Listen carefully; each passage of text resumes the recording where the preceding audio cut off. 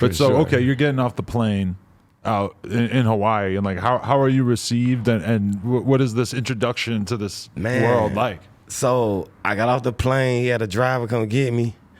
I get to the hotel. My hotel 5-star. So I'm like, oh man, I got duvets, extra towels, walk-in showers. I'm lit. I get out. I go to the actual studio, and he was listening to my mixtape when I walked in. I'm like, damn, like, oh, he really like. Cause this was like when the blog era was, the Instagram and stuff really hadn't took off. It was just, he put me on his blog. So when I met him, he was just like, man, your mixtape so fire, bruh. It's so fire, bro. That verse you did on Whoop de Whoop, Whoop de Whoop. And then Amber Rose was there, so I knew it was a fish. I was like, okay, this ain't a dream, because Shawty, I done seen Shawty with him, so this looked like it's supposed to It's a connection to reality. Like right. This is a real thing that's actually happening. Right, okay. right, exactly. So I guess that night, same night, he was like, man, I'm about to go to the movies, but man, I was thinking if you could help me write a hook on this song real fast. It was so appalled. Uh-huh. So I'm like, all right, bet. So he like, I'll hit you when I get from the movies. So he went to the movies, and he never came back. But I'm in there just listening, like, so I write the hook part, and then I was like, man, I'm bored, I'm excited at the same time. So I was like, yo, engineer, just move me back 6 minutes and just let me write a verse just so I can do something. I just want to be creative. So I wrote a verse, and he heard the hook part like 2 days later, but he never got to the end of the song. Right. So I was out there for about another month and a half, and then I had to go to a funeral because my sister passed. So once my sister passed, I went to the funeral, and the whole thing, it was kind of deep because that same week, the girl that I made stay and get a girl pregnant. I don't know how I did it, but it was weird. Wow. And I think I know how you did it. Yeah, I do, but it was a weird night. Like, I don't remember, but I feel you. And she was going to get an abortion, bro. Right. And a Hawaii number calling me like, ring, ring. She crying. I'm like, because I wanted to keep it, but she wanted to do this for herself. But so I'm like, dang, who it is? And I call, I'm like, hello. I'm thinking it's the weed man from Hawaii. He like, yo, this Jay. I'm like, man, cut it out. Hang up, because he ain't had no phone at the time. So the number called me back 2 more times. I answered the phone. He like, yo, this Jay, bro. I'm in here with Jay and B. They like, yo, we just heard this verse. Man, you made the album, bro. We got to put this on the album. I'm like, what? Bro, you got to hit me back, bro. He just going crazy like about the verse.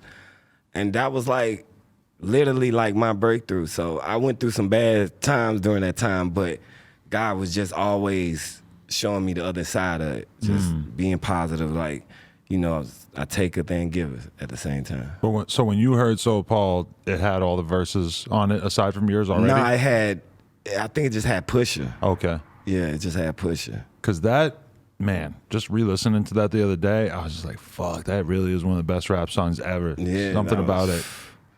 It just had that energy, man. It's just like, because Pusha, I don't know if he had his whole verse, I think he had, I just know I heard Pusha, and I just heard the beat, and then I was just like, man, I'm just gonna be creative. Like, if I knew they was gonna be on the song, I felt like I would have went even crazier. But me, I'm just a young nigga just in here playing around, and never knew that shit was gonna make the album, and that's kind of what made me a staple in the industry. Right. But so that kind of thing though, where like, you know, you link with Ye, and then all of a sudden he's going to the movies, and you're just sort of posting in the studio and stuff.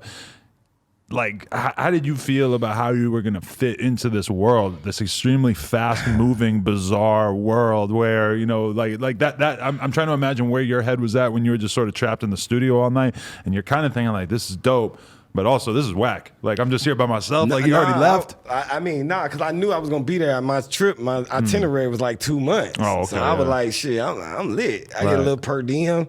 You know what I mean? I'm cool. So it's like, back then I just knew I was special, because not to just toot my own horn, but he used to make me rap for everybody, rap in front of every rapper, and that's when I knew like, oh, okay, like I'm the reason why they did the BET Awards when we did the Cypher in the suits, the Rosewood suits. Yeah. I'm the reason for that, because he had me rap for the I guess the director or the head of BET. And he was like, man, we got to get him to do this on Woo Woo. He's like, yeah, for sure, we'll show up.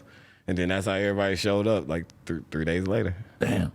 So, but at this point, like, as you're sort of working in that environment, are you thinking that it's likely that you're going to actually put an album out through good music and shit? Or are you kind of like, because had the idea of being a writer and being involved in this sort of peripheral way, had that already entered into your head that this might be the kind of thing that you're going to pursue?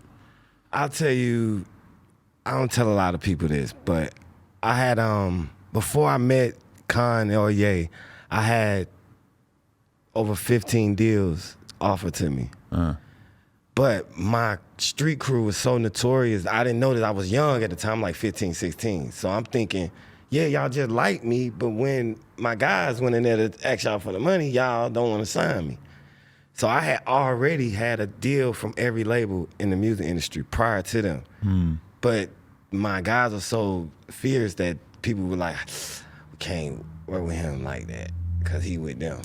Right. So as me getting with Ye, I was just happy to be in the industry. I never like, I ain't gonna say I was over my solo career or anything like that, but it was just like, I was just happy to be out the streets and be able to just create, because since I was young, I just like to write. I like to draw. I like to, write scripts, poems. So I just like the fact that I could create, and it just turned into being a songwriter. Interesting. Okay, so how does that? So you end up leaving. So how did you actually end up getting that deal done? And how did you feel about the fact that you had sort of like inadvertently become associated with people who had such a reputation streetwise that it was going to be that big a deal? It's just like, so I was I met Boo, Akon brother, and he gave me a deal. He gave me like 75 racks. I gave that to my guys to be like, appreciate it, that I want to move forward, like alone. So they was like, okay, cool.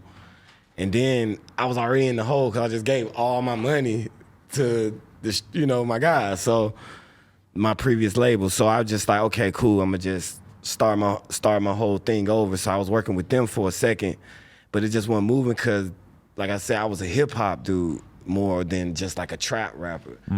They thought I was more trap because the dudes I was hanging around. But like, well, I kind of like all kind of rap. Like, I don't just like Atlanta rap. So I knew Ye had a somewhat of a universal style. So that's why I picked that. And that's kind of just grew to me doing different features, and then just me being in the studio like, yo, bring him in. I just love his vibe. He like one of the best lyricists ever. So if we ever get stuck anywhere, we could just definitely ask bruh. He gonna be like, oh, just say this or do this. And then it turned into that, and then it just turned into being family after that. That's interesting. So what would you attribute about your personality that let you thrive in that environment? Because I feel like Kanye's gotta, or someone like Kanye has gotta have a lot of people that are kind of in that position where they fly him out, put him in the studio, work with him a little bit, and then you don't get along too great, and it doesn't end up turning into anything. What do you think about you kept you in that situation? You asking the right questions. It's like no one ever asked me, but Well, it's hard to be a soldier. I see so many people fuck it up in the rap game. Because I grew up with some real deal gangsters, mafia gangsters. If you can deal with killers every day, and they, erratic attitudes and bipolarism, like, Ye is a piece of cake. Ye is like, you know what I mean? It's like, bro, this is an angel to me. Right. You know what I mean? Compared to what, like, oh, bro, you got a problem? Let's go outside. It's like, bro, that was my Kool-Aid.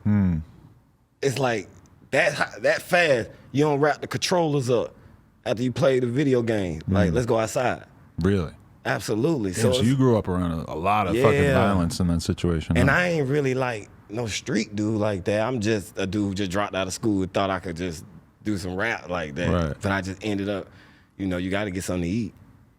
So I hear it. Damn. Okay. So that, in a nutshell, dealing with Ye is like dealing with a Jeff Bezos or something. I love that. Like, he's kind of like wild, and you don't know exactly what you're gonna get, but it's not gonna be I'm gonna beat your ass. Exactly. You can scream all you want to, give it to me.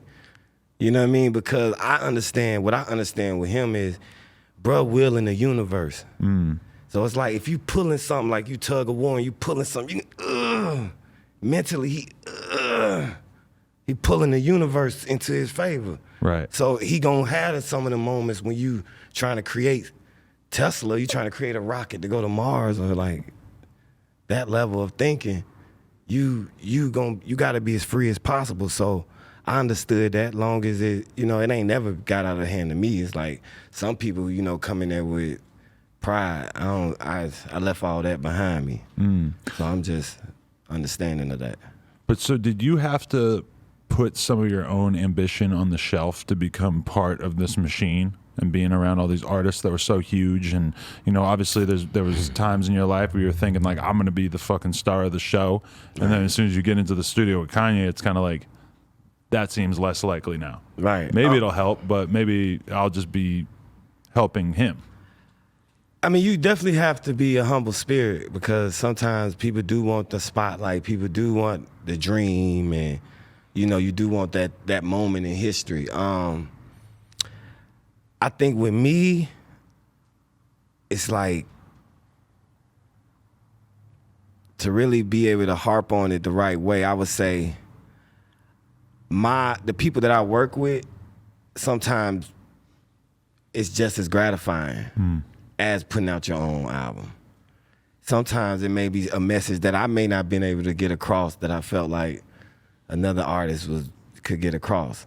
And I wouldn't say it's over for me. I'm heavily sought after as an MC. Oh yeah. You know what I'm saying? So, my fan base, my core, I could build it organically, and it just keeps growing, and the myth of me keeps growing. And then a lot of people don't know a lot of stuff I'm a part of or behind, but I let those artists have those moments, because definitely it was their ideas.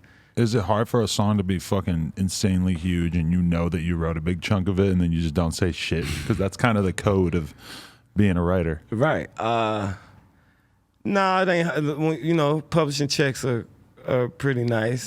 And, I always got friends. I know I got a lot of friends and favors I can always use. I'm just a humble guy.